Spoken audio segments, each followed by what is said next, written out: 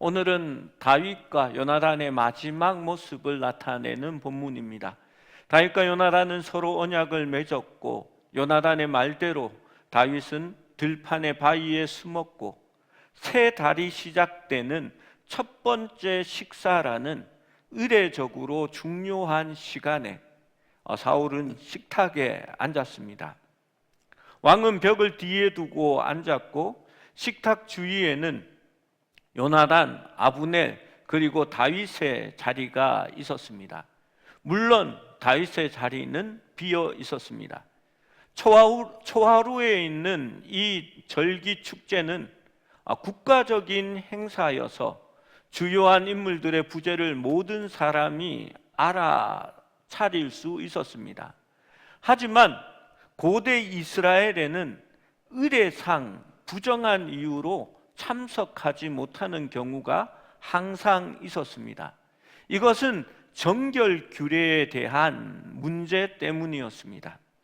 부정한 것과 접촉하거나 오염된 사람들은 사람들과 가까이 할 수가 없었습니다. 또한 이런 부정함을 가지고 있는 시기에는 화목제의 음식을 먹는 것을 금지하였습니다. 이러한 부정은 금지된 곤충이나 벌레, 죽은 동물과 접촉된 축축한 씨앗들, 또 다른 부정한 사람들과 접촉하는 것, 또 사람의 시체와 접촉된 것, 특정 피부 질환들이 그 이유가 되어졌습니다. 사울도 다윗이 의식상 부정하기 때문에 자리에 없다고 생각하였습니다. 흔히 그러한 일들이 있었기 때문입니다. 사무엘하에 압살롬도 그러한 이유로 자신이 그 절기에 나아갈 수 없다라고 허락을 구하는 장면이 있습니다. 그리고 다음 날인 그 달의 둘째 날이 되었습니다. 이제 이 날은 제의적인 날이 아닙니다. 그 식물도 화목제의 음식을 먹는 것이 아니기 때문에 함께 나와서 식사할 수 있는 자리였습니다. 이날에도 다윗이 참석하지 않은 것을 보고 사울은 요나단에게 이새의 아들이 어찌하여 어제와 오늘 식사에 나오지 아니하였느냐 묻습니다. 여러분, 사울은 더 이상 다윗이라 얘기하지 않습니다. 자기의 사위인데 이렇게 얘기합니다. 이새의 아들이 어찌하여. 그렇게 이새의 아들이라고 불렸습니다. 이는 사울이 다윗을 이런 식으로 부른 최초의 기록이지만 이제 자주 듣게 될 호칭입니다. 사울은 다윗과의 관계를 스스로 끊어버린 것입니다. 요나단은 이새의 집에 제사할 일이 있어 그의 형이 그를 불러 자신의 허락을 받아 식사 자리에 오지 않았다라고 답합니다. 그 이유는 합당하고 그럴 수 있는 것이었습니다. 사울은 그런데 요나단에 대해서 분노합니다. 30절의 말씀을 보면 사울이 요나단에게 얼마나 거칠게 이야기하는지 볼 수가 있습니다. 사울이 요나단에게 화를 내며 그에게 이르되 폐역무도한 계집의 소생아.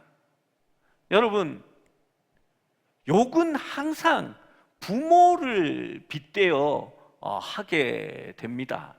그래서 우리 욕들도 다들 이게 이렇게 할 수가 없네요. 뭐 그렇게 누구 이렇게 얘기합니다. 진짜 나쁜 욕들은 늘 이렇게 제가 문제가 되는 게 아니라 저희 아버지나 어머니가 개가 됐다가 뭐 이렇게 되는 그러한 욕들이 되어집니다. 여러분, 사울은 자기 아들에게 폐역무도한 계집의 소생아, 자기 아내이기도 합니다. 바로 심한 욕설을 하고 있는 겁니다. 네가 이새의 아들을 편들어 그를 택한 것은 너의 수치와 내 어미의 벌거벗은 수치됨을 어찌 알지 못하느냐라고 그렇게 말하고 있는 것입니다. 거기에 대해서 사울은 31절에 이렇게 말합니다. 이새의 아들이 땅에 사는 동안은 너와 내 나라가 든든히 서지 못하리라. 그런즉 이제 사람을 보내어 그를 내게로 끌어오라. 그를 죽여야 할지니라 한지라. 사울은 더 이상 자신의 왕이 계승자를 내 아들이라 부르지 않고 욕설을 하더니 그를 죽이지 않으면, 다윗을 죽이지 않으면 너와 내 나라가 든든히 서지 못하리라. 그를 끌어오라. 그를 반드시 죽여야 할지니라 라고 말합니다. 요나단은 자기 아버지 사울이 다윗을 죽일 리가 없다고, 내가 알아보겠다고 해서 지금 이 자리에 다윗은 숨어 있고 대신 다윗을 위하여 변호한 겁니다. 그런데 자기 아버지의 계획이 적나라하게 이제 드러나게 된 겁니다. 놀랍게도 요나단은 다윗을 변호합니다. 어찌하여 그를 죽여야 합니까? 그가 무슨 죄를 지었습니까? 그러자 사울은 대답 대신에 행동으로 답합니다. 사울이 요나단에게 단창을 던져 죽이려 한지라. 요나단이 그의 아버지가 다윗을 죽이기로 결심한 줄을 알고 그렇게 말씀은 기록합니다. 여러분, 그 정도 되면요, 이제 눈에 뵈는 게 없습니다. 다윗을 죽이기 위해서 자기 아들도 아내도 눈에 들어오지 않는 것입니다. 요나단은 심히 노하여 식탁에서 떠나고 남은 하루를 금식하며 슬퍼하였습니다. 언뜻 생각해 보면 정말 밥맛 없겠다, 괴롭겠다, 힘들겠다라고 생각합니다. 여러분, 무엇 때문에 힘들었을까요? 대개는 자기 아버지 때문에 힘들고 그 아버지가 원망스럽고 우리 아버지가 나한테 어떻게 이렇게 할 수가 있어? 내가 아버지를 도와서 전장에서 승리를 거두게 하고 저 바벨론의 군대를 어떻게 무찔렀는데 라고 말하고 싶을 수도 있습니다. 그런데 이 요나단이 슬퍼한 것은 자기 아버지의 행위 때문이 아니라 아버지가 다윗을 욕되게 하였으므로 다윗을 위해서 슬퍼했다라고 성경은 기록하고 있습니다. 요나단은 다음 날 아침 다윗에게 약속한 대로 사울이 다윗을 죽이려 한다는 사실을 알리기 위해서 활과 화살 몇 개, 그리고 어린 소년 한 명을 데리고 약속 장소로 나가서 미리 정해준 신호대로 행동을 합니다. 약속한 신호를 전하기 적절한 상황을 만들기 위해서 화살을 그 아이의 위로 지나치게 쏘았습니다. 왜냐하면 다윗이 한 말이 화살이 내 앞에 있지 아니하냐라고 얘기하면 사울이 너를 죽이려고 하는 것이니까 너는 도망가야 한다라는 것을 서로 약속했기 때문입니다. 그렇게 약속한 대로 그 신호를 하고 난 다음에 요나단은 무기를 아이에게 주며 마을로 먼저 돌려보냅니다. 텅 빈 들판에서 다윗과 요나단은 서로 마주 대합니다. 그들의 만남은 존경과 상호 헌신의 표현으로 가득했습니다. 먼저 다윗은 요나단 앞에서 3번 절함으로써 그 친구의 은혜와 또 그 친구에게 복종과 최고의 존경을 표시합니다. 그들은 서로 입맞추고 함께 울었습니다. 다윗은 더욱 심하게 울었습니다. 이 두 절친은 다시는 이렇게 편안하고 격이 없는 우정을 나눌 수 없을 것입니다. 그들의 마지막 만남입니다. 다윗과 마지막 순간을 함께하며 요나단은 다윗에게 평안히 가라라고 권면합니다. 다윗과 요나단은 비록 육체적으로 이제 떨어져 있게 되지만 주님의 이름으로 맹세한 서약으로 영원히 남을 것입니다. 이제 두 사람은 서로의 곁을 떠나가게 됩니다. 여러분, 성경에 있어서 가장 아름다운 우애의 모습이라 생각되어집니다. 시편의 말씀처럼 형제가 동거하여 함께 있는 것이 얼마나 어찌 그리 아름다운고라고 말할 수 있는 그런 장면입니다.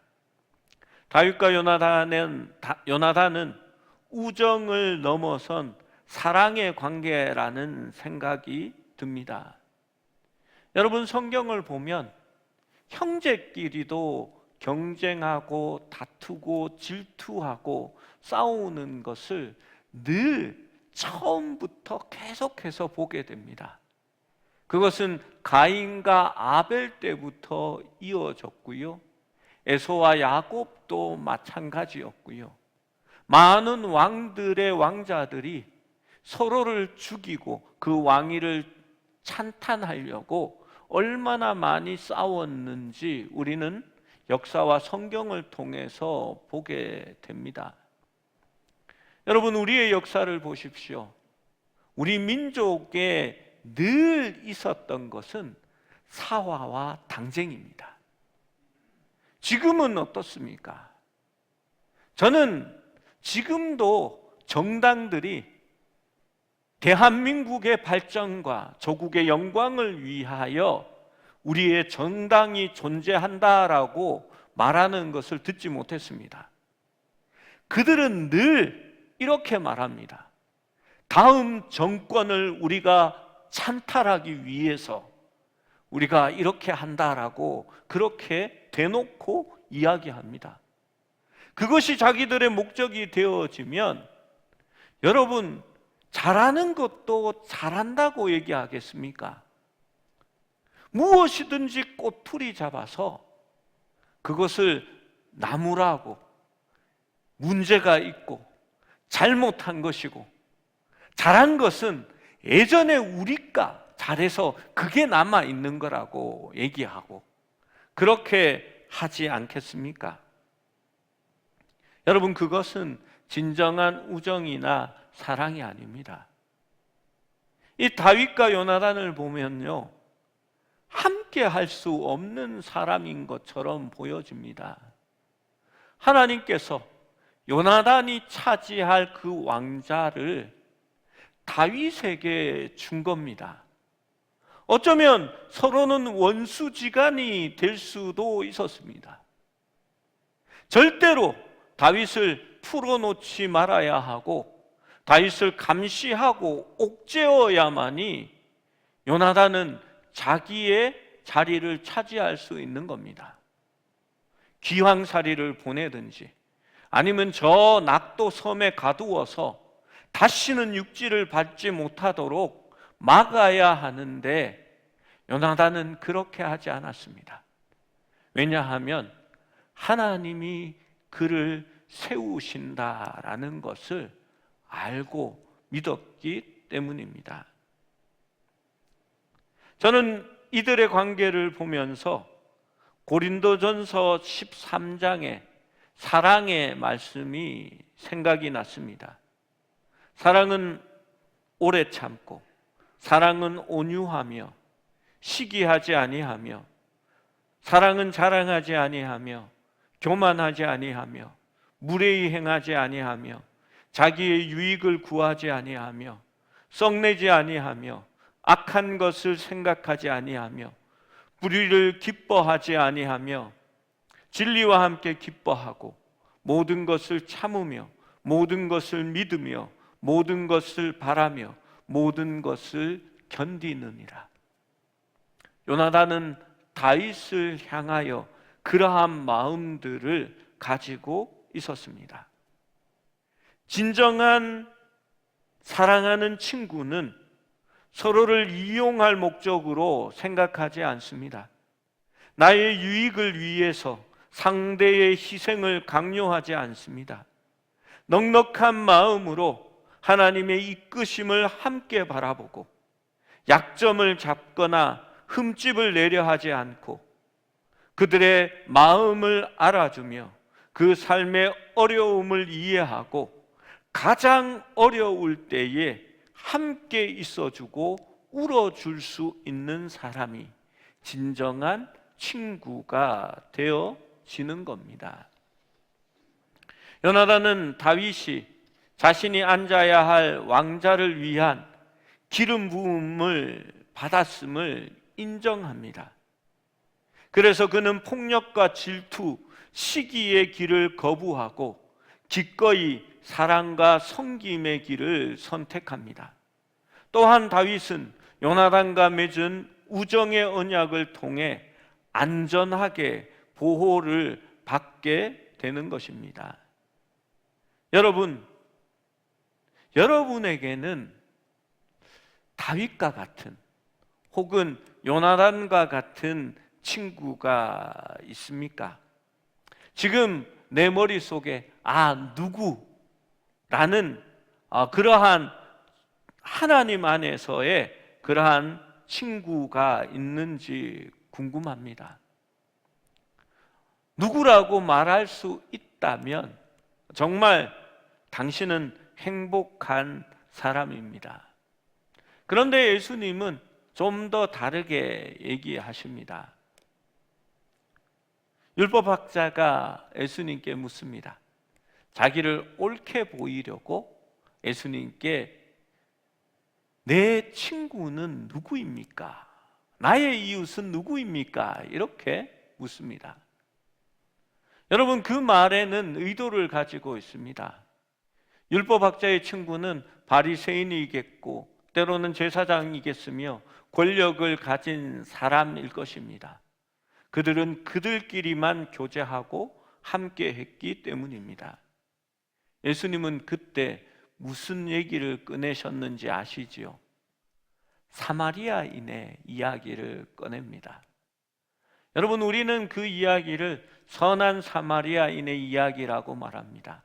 그 당시에 사마리아인은 선하지 않았습니다.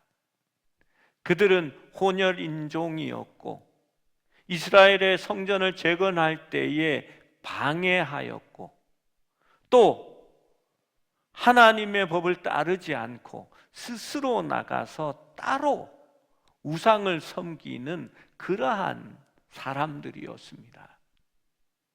그런데 그 사마리아인이 강도 만난 자를 돌보아주고 그를 살려주고 그에게 필요한 것을 제공하였을 때에 예수님은 그것을 말씀하시고 묻습니다. 누가 그 강도 만난 자의 이웃이겠느냐? 율법학자는 도움을 준 사람이라고 얘기했습니다. 그러자 예수님은 그 율법학자에게 너의 친구가 누구라고 말하지 않고 그냥 너도 가서 그와 같이 하라라고 말씀합니다. 여러분, 이웃과 친구는 되어주는 것입니다. 여러분, 오늘날 한국교회 그리고 우리 교회 그리고 우리 모두가 왜 주변 이웃들과의 온전한 관계를 맺지 못할까요? 왜 우리는 친구가 될 수 있는데도 친구가 되지 못하고 적절한 거리감을 두고 떨어져 있을까요? 손해보면서 남의 유익을 위해서 우리의 것들을 내어놓고 나의 시간을 내어놓지 않기 때문입니다. 여러분, 그것이 참 중요합니다. 주님과 친구가 되어지려면 주님을 위해서 스스로의 것을 내어놓고 주님과 함께하는 시간들을 여러분이 가질 수 있어야 합니다. 여러분, 이웃과 친구가 되어지려면 그들에게 필요한 것들을 줄 수 있어야 하고, 그들이 도움이 필요할 때에 우리가 도움을 줄 수 있어야만이 가능한 것입니다. 여러분, 왜 전도가 되지 않을까요? 먼저 우리는 하나님의 거룩하심을 나타내는 구별됨을 가지지 않기 때문입니다. 여러분, 세상 사람들이나 하나님을 믿는 우리나 똑같게 살아갑니다. 밖에 나가서 믿는 척을 하지 않습니다. 밖에 나가면 기도하고 식사하지도 않고, 또 교회에 다니는 어떠한 것들을 드러내려고 하지도 않습니다. 사람들이 술 마시는 곳에 가서 함께 술 마시고, 사람들이 같이 노는 방법으로 함께 놀게 됩니다. 사람들이 나중에 저는 주일날 교회 가야 되는데요 하면 깜짝 놀라면서 이렇게 얘기합니다. 아니, 김 과장님이 교회 다니세요? 왜 모를까요? 구별된 백성으로 나오지 않았기 때문입니다. 그리고 더 중요한 것은 결국은 이런 이야기를 들을 때가 많습니다. 아유, 예수 믿는 것들이 더 얌체야. 여러분, 그 이야기를 우리가 흔히 듣지 않습니까? 도움이 되고 좀 더 손해보고 남의 유익을 구할 수 있고, 남이 잘 되는 것을 시기하지 않고 자랑하지 않고 교만하지 않고 무례히 행하지 아니하며 자기의 유익을 구하지 아니할 때에 저 사람이 사랑이 있는 사람이구나 라는 것을 알게 되는 것이지요. 여러분, 관계가 끊어지면 친구도 없고 사랑도 없고 이웃도 없어지게 되는 겁니다.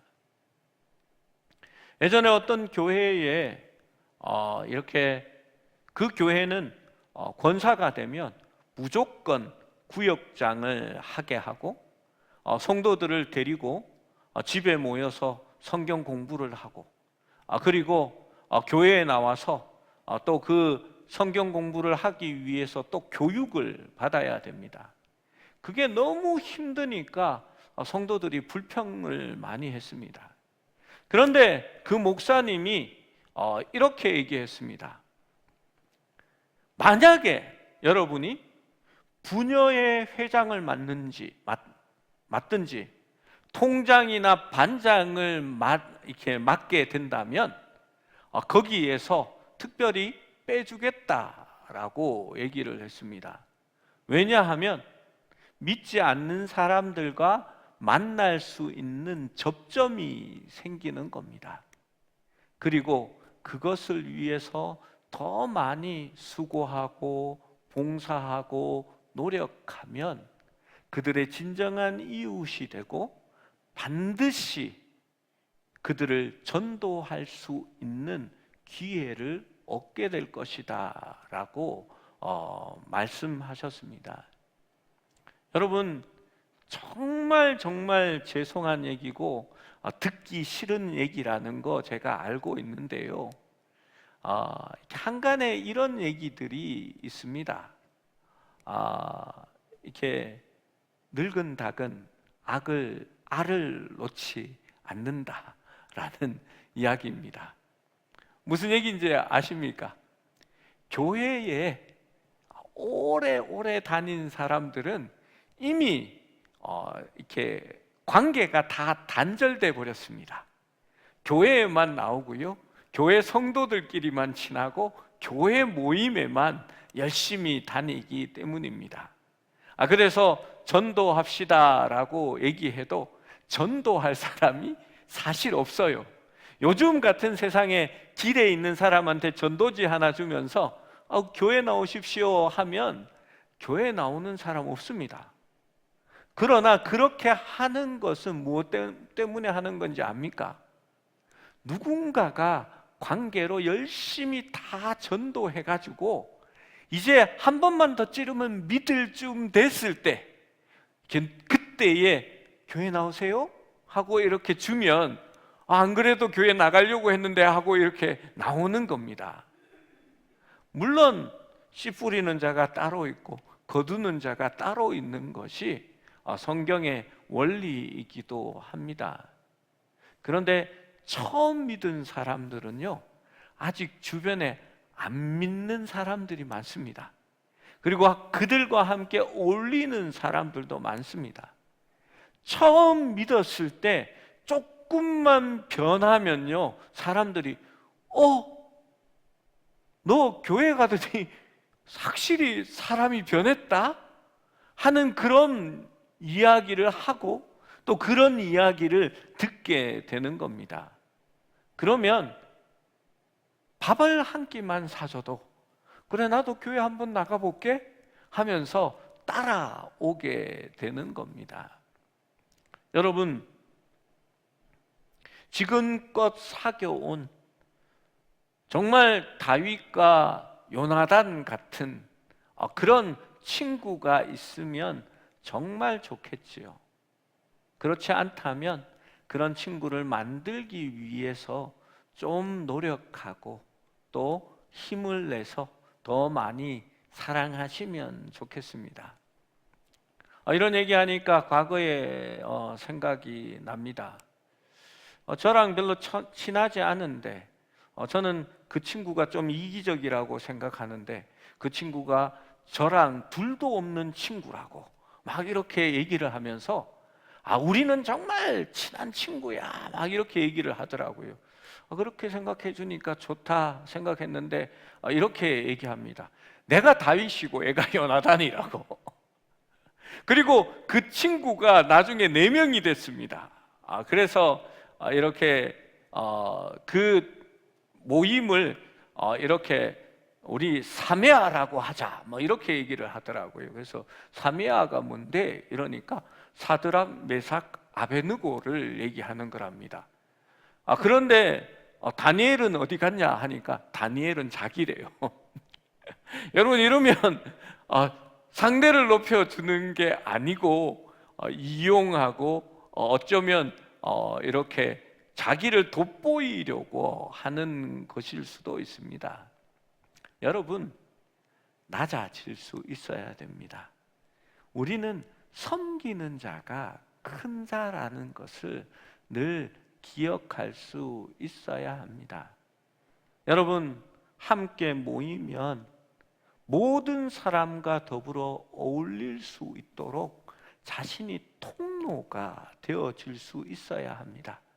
자기의 그늘 아래 감추고 나의 바운더리 밖으로는 절대 못 나가게 하고 나의 친한 사람들끼리만 어울리게 만드는 그런 폐쇄된 교회를 만드는 것은 편가르기밖에 되지 않습니다.